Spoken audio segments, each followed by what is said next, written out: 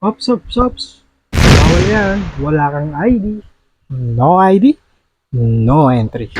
Na-experience mo na ba na hindi makapasok sa isang establishmento dahil wala kang makitang ID para sa iyong pagkakakilanlan? Pwede ka palang mag-comment ng kahit ano na pwede nating i-topic basta related sa ID. Nga ba nagsimula ang no ID, no entry? Saan nga ba? Bago yun, magkukwenta muna pala ako. Tatandaan nyo ba during pandemic? Lahat naman tayo naka-experience. So, kanya-kanya nga lang. Napakahigpit nun lalo kung tatawid ka sa bawat city o yung tinatawag na border.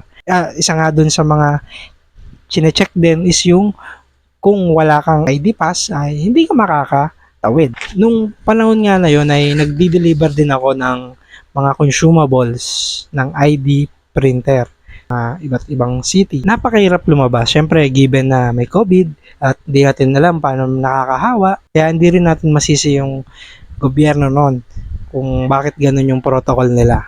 Tatandaan ko yung buti na lang bago mag-pandemic, nakapag-apply ako sa isang motor taxi at pwede ako mag-deliver no at meron akong ID na na-issue. Ayun ang ginagamit ko para makatawid dun sa kabilang city. Kaya naman napakalaga na meron tayong tamang kaalaman at sumusunod tayo sa mga patakaran na pinapatupad.